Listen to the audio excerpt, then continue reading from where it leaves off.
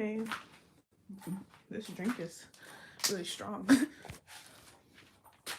I gotta clean up my room today, sadly. That's strong. I'm burning my throat.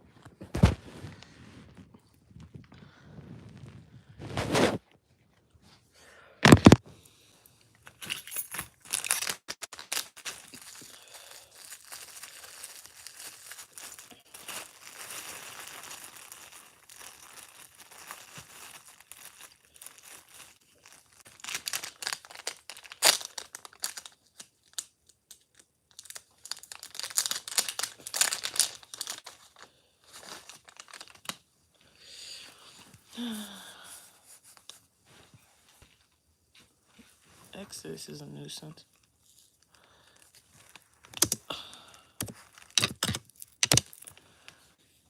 Um,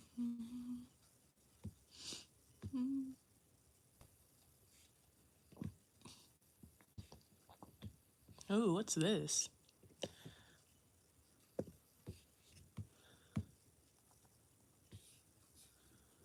This looks good. Designed for authors and creators like you, Lulu's order import tool lets you place multiple book orders to Yesterday, different addresses in just a excuse me, few simple steps. last night I was Whether you're craving taking noodles, but pre-sales like for I a was new like, book, no, I'm not gonna eat running them. a crowdfunding I campaign, didn't eat them. I'm or happy. selling at an in-person event, Sometimes just Lulu's putting shit order in my damn import tool stomach. simplifies the process of fulfilling multiple orders for all of your books.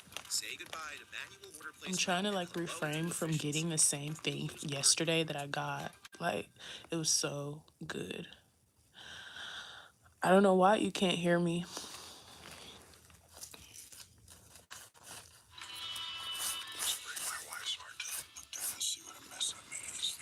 But yeah. Can you hear me now? Can you hear me now? I don't care. In the intricate realm where mysticism intertwines with psychology, the High Priestess archetype stands as a guardian of ancient wisdom and a bridge to our deepest selves. Today, we delve into the fascinating psychology of this enigmatic figure, beyond tarot and mere esoteric symbolism. Did you know that the High Priestess archetype symbolically reveals the depths of your subconscious? Carl Jung, a famous pioneer in the field of analytical psychology, introduced us to the concept of the anima, the feminine aspect present within the psyche of men. The High Priestess archetype, rich in symbolism, embodies qualities associated with the anima, acting not only as the gateway to our subconscious mind, but also as the custodian I of don't know hidden why it's knowledge and muffled. I don't know mystical what to say. wisdom that remain unexplored. In her silent vigil, she can be interpreted as mirroring the shadow, holding space for the unrecognized and often darker aspects of our psyche, urging their acknowledgement and Well, integration. I'm just gonna keep it From like the this mystical because I don't corridors know of what to tell you. ancient temples to the hidden recesses of our own minds, the High Priestess has been a beacon of esoteric wisdom, mirrored in iconic figures like Inanna, the mythological Sumerian goddess of love and war, Galadriel, the mystical woman with profound wisdom and foresight from Lord of the Rings, Melisandre, the enigmatic red woman from Game of Thrones, Sophia from Gnostic texts, or Isis in Egyptian mythology. These are embodiments of the High Priestess archetype, whose tales of power and transformation echo the profound narratives buried within our own collective unconscious. But what does this mean for you? How does this archetype influence your daily life, your decisions, and your path to self-discovery? In this video, we'll unravel these mysteries, so keep watching, because what you will discover is more than history. It's a reflection of our innermost selves. We'll explore not only the High Priestess's historical roots and symbolism, but also her profound impact on Jungian psychology, modern culture, divination, and spirituality. By the end of our journey, you won't just understand this archetype. Can you hear me You'll now? feel her ancient Or wisdom no? pulsing Can y'all through your hear own me? Like, she's life. saying that it's muffled Together, and there's we'll no reason delve for it into to a be muffled. Maybe comprehensive that's just your exploration of phone this that's archetype, muffled. unlock the secrets of her imagery, Because and there's no understand reason how why her it timeless should be wisdom can muffled. illuminate I your hate when people path come on to here and they say that self-discovery, shit. emotional Oh, I can't hear clarity, you. Like, what? psychological balance, and spiritual No, I'm trying growth. to wonder if people can hear me or not The because High you mentioned Priestess it. archetype is as ancient as human civilization Okay. itself, rooted deeply in our collective history. She has appeared in various forms across cultures and epochs, from the oracle priestesses of Delphi to the goddesses of fertility and wisdom in ancient mythologies. Each incarnation of the High Oh, Priestess carries with her a okay. legacy of mystery and knowledge, beckoning I us was to look concerned. beyond the veil of the material world. Historically, This drink is spicy. Bitch, what the fuck? temples and secret societies were often her domain, where she would serve as the intermediary between the divine and the mortal. Yesterday I This had a weird historical dream. perspective illuminates her role as a custodian of hidden wisdom, offering a glimpse into how our ancestors viewed the intersection of the spiritual and psychological. Delving deeper into history, we find the High Priestess embodied in figures like the Sumerian goddess Inanna, an I heard of ancient her, deity Inanna, of but love, I thought her beauty, name was and war, Anna. who also held Ina. dominion over wisdom and knowledge. Her myth is particularly striking in the tale of her descent into the underworld.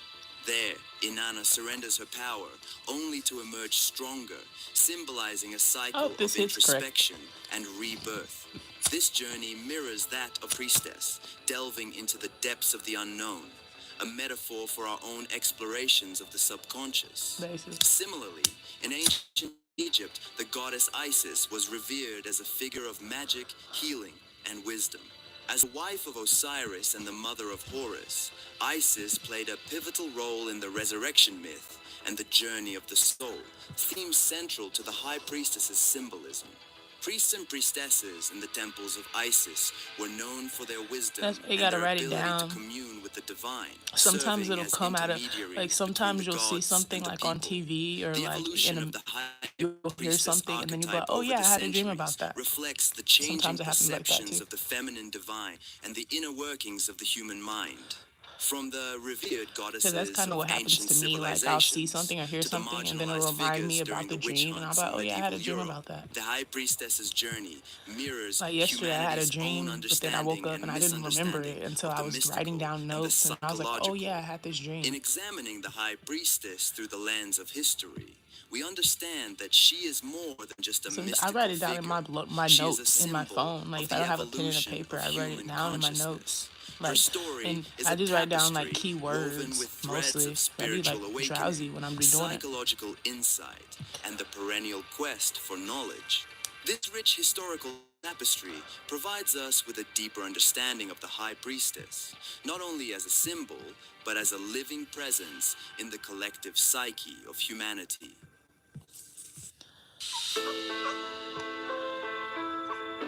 This is Precious. All she ever dreamt of was to be let inside, to be Oh, have safe, y'all seen this? This to be fed when daughter hungry. of, it says daughter of Imagine having multiple people inside of the same body, all daughter of a alternating who Freemason gets to reveals control the you. truth That's about essentially what multiple personality disorder. is. Now, Let me also see what known else as they VID. posted. But the fact that welcome to the I Almost seen False that. She was talking about podcast. how she My name is was Gabriel. And since the age of 19, I've lived I don't all know. over North America, changing homes 25 times and living with over 60 different people. I've met thousands along the way, and I came to realize that they all had something in common: a story. Today, I seek to bring these stories to light, from the most heartwarming to the I should almost watch unbelievable. this. I'll bring you along with Ex-Playboy me as I model. learn about the incredible stories behind the regular people you see Hold every on, day. let me see if you got some other So good strap shit on though. your boots and get your popcorn ready, because this is Almost False. What is gender dysphoria? What is gender dysphoria? Don't know. I like watching these ones about how they be selling their soul because I be trying to figure out if I'm selling my soul or not. Okay, I'm gonna do this one when it's talking about selling a soul. This ex-pop star was offered to sell her soul to the devil. Let's see. This is Christina, formerly known as CC Segarra. She was at the top of the music industry, collabing with names like Sean Paul and Busta Rhymes. And in this clip, she shared with me how the music industry actually works behind the scenes. It's not about how talented you are. It's never about that. It can make anyone famous. It's about who you know. And so in my case, it was about who was promoting us. We had a major management company behind my project. We had all these talented fashion stylists, makeup artists, hairstylists behind my project. Now I've worked with these producers who have a name and got a song with Busta Rhymes. That was before I got signed to Universal Public. So because the indie label that I was working with, they were funding it because they invested in this project because it was a mutually exclusive thing. Like, we're gonna get you famous and we're gonna become a record label. So it was like this thing. So it's all about who you know. But when they said Universal Republic wants to meet, because they sent my project, my press kit out to all the labels, and I met with several labels. I remember Capitol Records offered me a deal. That's what the fuck I need to do. Send my motherfucking song to every label in the world. I swear to God, I'll get signed overnight. I just don't know how to do that shit. It wasn't as good as Universal. So there were other labels on the line, but Universal was the best option. And I remember just like, oh my God, this like, I won $1 million. Like, you won the lottery. Like, I remember thinking, I'm in New York, I'm going into the building. I'm like, this is really happening right now. I go upstairs. She said they can make anybody famous, and that's true. Cause I be thinking about that designer nigga, the nigga that sing Timmy Turner, keep it right on it. The nigga is like, what? They can make anybody famous. They do it all the time. Welcome, CC Segarra. And I'm like, this is crazy. And I had to do a little performance for them. But it was like, the vice president at the time wanted to be my A&R, and that's kind of unheard of. Usually they have A&Rs, which is an artist representative, to represent the artist. But in this case, the vice president wanted to represent me, and he did. So that's not it was good. just kind of crazy. I'm like, yo, this is about to happen. I got a major deal now. Like, it's just all it takes is one song. So we're looking for that one song. I'm recording. I'm connecting with other producers that they putting me in contact with. I'm going out partying, I'm smoking. And this is very normal for me. Going out and smoking, that's very normal. It's part of my lifestyle. She don't even look like she smoked weed. Now you were being thrown in this sinful environment, which was foreign to you. But there still wasn't I'd be scared as hell trying to do some shit of with it. when people talk about selling their souls and whatever. Now at this point where you're at I want to go to either the bathhouse or the after hours. I want to see what is going on. But my homeboy, well, he's not my homeboy. This boy told me that you can't go by yourself. So we're going to have to let that one go. very top of the quote-unquote food chain in terms of music. And it wasn't long after that you actually did get some sort of an offer to sell your soul. Can you explain what happened? I remember one particular session with a producer who, is credible. Like I said, he was kind of like on the back burner. I don't know if he offended someone where they kind of blackballed him. So he wanted to regain his name in the industry. So he took on my project. And we took a break from a session one time and we're walking around the studio. And he said to me, do you know that if you sold your soul to the devil, you can have instant fame tomorrow? And when he said that, it was like all the rumors about conspiracy theories and, people worship the devil, like all of that, which I thought was fake, became very real because now it's coming from the horse's mouth. It became so real that I'm like, oh no. And it was as if a presence entered the room because my entire body went limp. I fell to the ground and I started crying, like, God, forgive me, Lord. Oh, have mercy on me. Forgive me. And crying, just forgive me, Lord. I'm so sorry. I'm so sorry. On the ground in front of this guy. And I don't know how long I was doing that for. I was broken. They said, get this bitch out of here. In that moment. So I'm praying and I'm crying out, asking God to forgive me. And then I stop because I'm embarrassed now. I look up and he's sitting on he sat on a chair. It was like a couch and chairs. He sat down and he had his head bowed and his arms on his knees, and he was just quiet. We never spoke of that night ever again. And so after that night, in my mind, I'm like, okay, this is serious. Okay, so I'm not going to curse. I'm not going to sing about specific stuff. I'm not going to show too much this and too much that. And, when we do this music video, I want to make sure I don't wear that. You know what I mean? Like, now I'm taking more control over what I'm willing to wear, what I'm willing to sing and talk about. Because it's very much a controlled environment, how to look, how to talk, food to eat, who to be friends with. It's very controlled. But I in my mind, I'm like, okay, I'm going to do it. I don't want to worship Satan, so I'll just make sure that I kind of craft my own righteousness, my own, keep my own moral, bubble. But that's still compromising, because I'm not walking with God still, because in my mind I'm thinking God's way is boring and he can't give me what I want. And I want this. I want to be a star. I want to sing. I want to dance. I want to travel.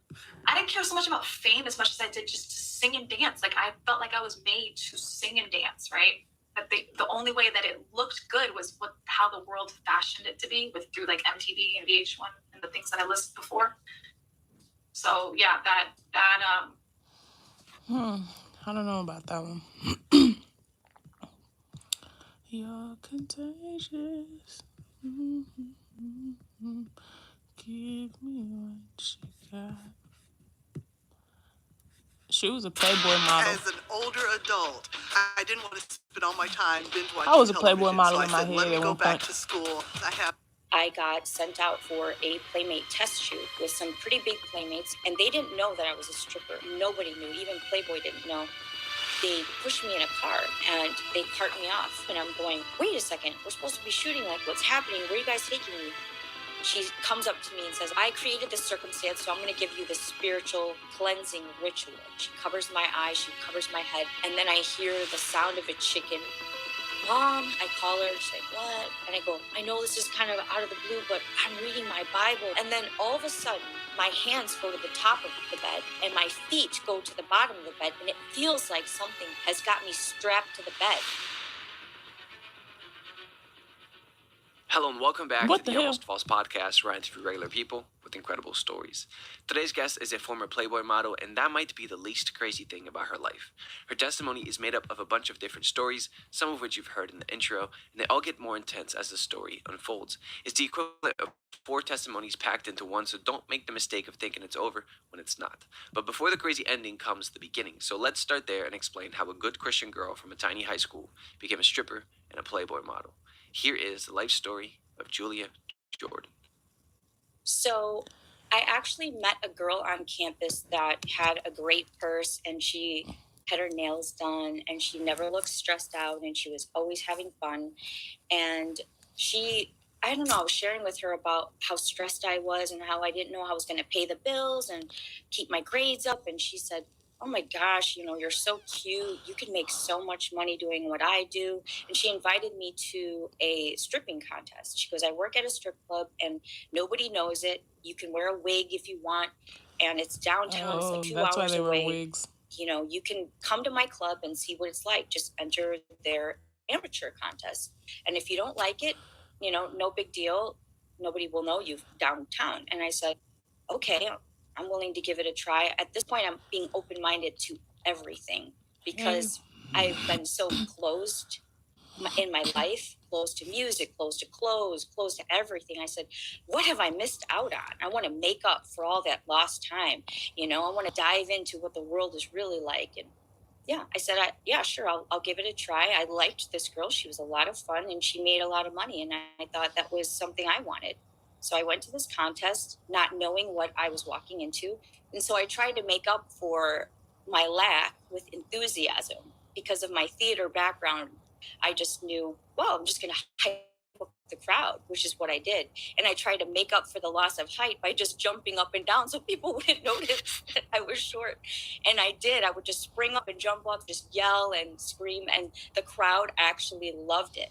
they loved it. And so I ended up winning this contest, which was insane to me because these girls had all the fancy get up and they were just, all really sexy. And here I was, this wild banshee just coming out and yelling and screaming for myself and jumping around the stage.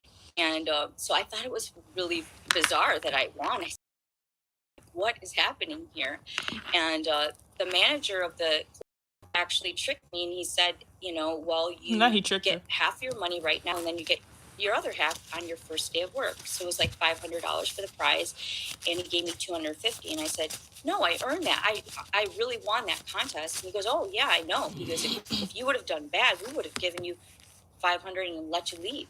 He's like, well, we want you to work for us, and we know you're going to make great money at this club. So here's what we're going to do. I ain't never heard of that We're shit going to give before. you a free house fee for a whole. What are you talking about? I think it was Something like is a whole burning. month Like, what are you or talking about? You something don't like see that. It was a nothing. long Like, time. stop doing all of that. And he says, you don't know this, but you have to pay a fee. It was like $120 to work.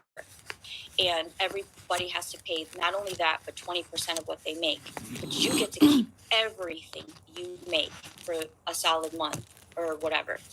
And so he said, that way you can give it a try and see if you like it. And I thought, wow, there's no harm, no foul. I get to keep everything. So I just last night I was paranoid said, as okay, I shit. showed I'm like, up at why am I work, so paranoid? and I literally did not take a bathroom break or rest. I worked the whole time. Until I took that Because medication. in my mind, like, I was not doing it for the lifestyle or to be a stripper or to hang out with this celebrity. Or I had a game plan. So I was saving up my money to actually buy an apartment building because my grandfather, who was an immigrant, that's what he did. And he ended up doing okay. And I said, if he was an immigrant and he could do that, then I could do that. So I was going to try and walk in his footsteps and build something of a passive income and that I could have for the future. So that was my game plan. Your mindset was very unique, at least to the ones that I know, because you became a stripper, and like you said, you had intentions to build a future off of that, which is not usually the case. But there's also something that was peculiar, which is the fact that you considered yourself a Christian. You've grown up, you said, in a Baptist church, and you still considered yourself a Christian, even though you're now a stripper. So how did you reconcile these two things together? Let me show you how to block this ad. First, you're going to click on this video, then you're going to download Pod. It's an ad blocker. That's still here? Let me explain. It's a free Chrome extension that's actually made by one of the founders of Honey, and it basically blocks ads.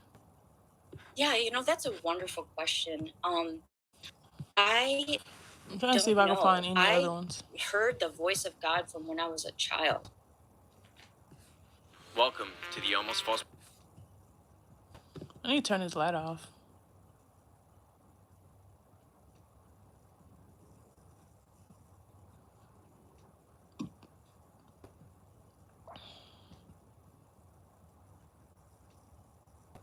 This shit says I used to be gay. He still look gay. What the hell? That shit did not do nothing. 52 years ago, in a small town in northern Ontario, a woman developed a mysterious condition. A condition that doctors were baffled with and that her children were terrified of. A condition as old as civilization. Demonic possession. Her case is one of the most extreme that has ever been recorded, but most of it was left a secret. Her mental hospital going as far as deleting the files by fear that something would leak. But today I spoke with the only person who knows the truth about this story, because he was her son. Hello and welcome back to the Almost False podcast, where I interview regular people with incredible stories. Today I spoke with a man that grew up with a demon-possessed mom to levels that you most likely have never heard of before. He explained how the demonic came into her and how it progressively encroached itself in every area of her life to the point when she was almost not human anymore. This video is the testimony of a man who defied all odds by surviving some of the harshest conditions a child can be born in. This is the story of Michael Anthony Gagliardi. The one time I went to the table, my mom called me, and then she came up behind me and poured the hot soup all down my shoulder. And I think I was about 3.5, 4 years old. That was my first recollection that my mother really existed and that I had to be wary of her, because even back in those days, and as far as I can remember, she never held me. She never touched me. She never, oh, it's okay. She never said anything. She never kissed me. There was no affection whatsoever. But my sister, who's 7 years older than me, told me that before I was born, her father died. And when her father died, she was extremely heartbroken by it. And my mother's sister, so my aunt, she was a very spiritual person into the occult, and my mother and my sister, I think, attempted to conjure their father's spirit because they missed him so badly. Well, as you know, that's forbidden, in the Old Testament and the New Testament. Why? Because it works.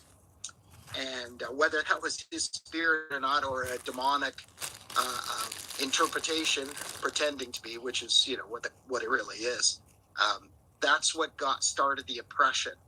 And from my sister's recollection of everything that she told me, that happened right about just before I was born, and then began to increase as I got older.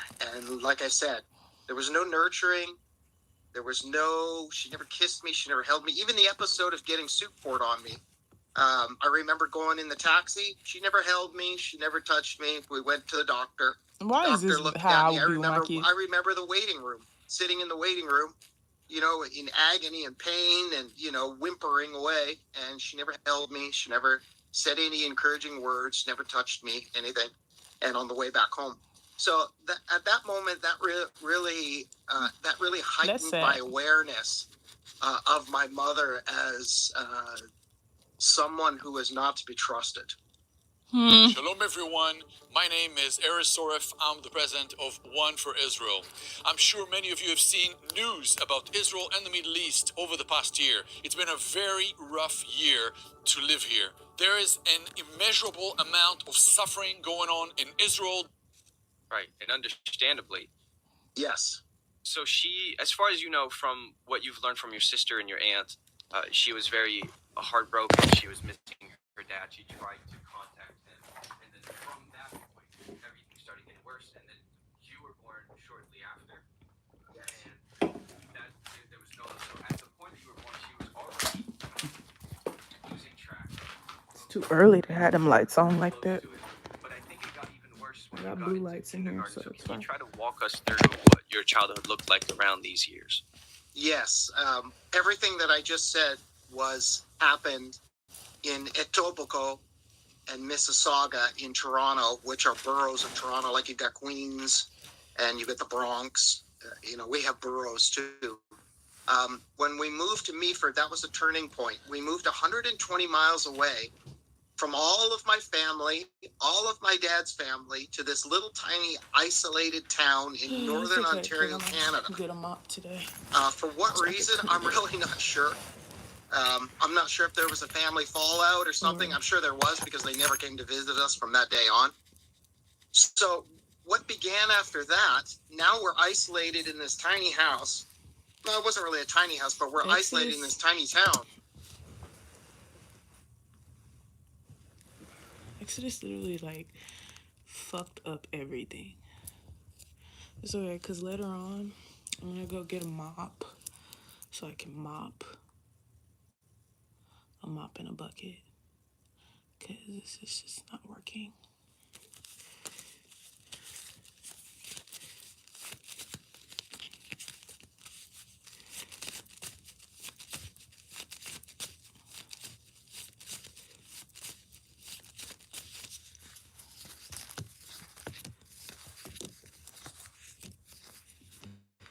Let me see, because now it's going to be on my mom. Exodus, you're dirty as fuck, bro. Look at this. I gotta clean this shit. You're just sitting there like a fucking dumbass. Look at this. Look at this. Like, that is ridiculous, bro. It's okay.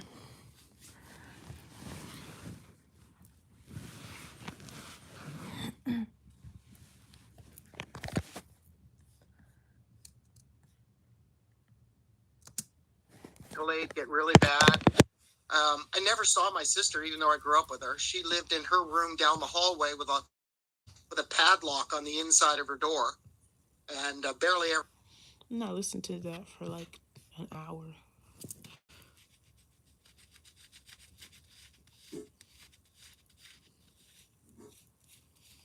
Let's listen to this. In 1920, psychologist John Watson experimented on a baby known as Little Albert.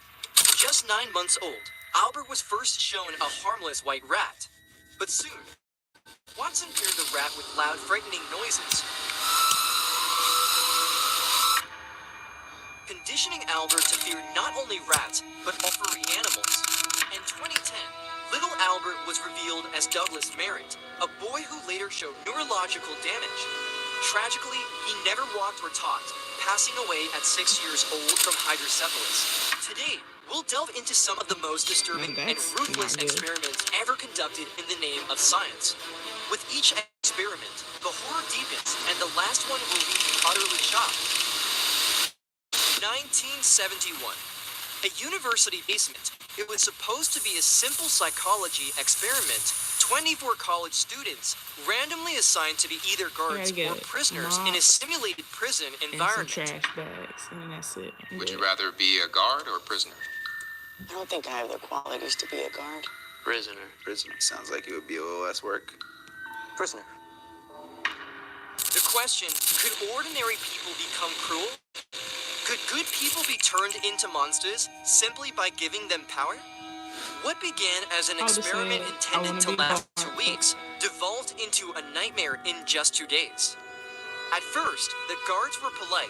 The rules were simple. Obey the commands. Follow the orders.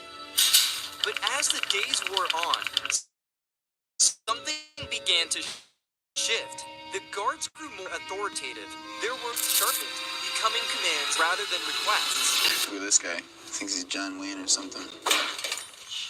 You address me as Mr. Correctional Officer. It didn't take long for the guards to taste the power they held over the prisoners. And with great power comes great responsibility, right? Well, that was not the case. Why don't you make up your bunk, 8612? I did, Mr. Correctional Officer. Well, that's not what I see. Hey, what are you doing? It's just me now. This blunt hit hard as fuck. What was that? You just hit him. You're not supposed to hit him. The guards, now tasting the intoxicating rush of power, devised a series of humiliating rituals for the prisoners. It was no longer about just following orders, it was about breaking them. Their hand pulled behind them.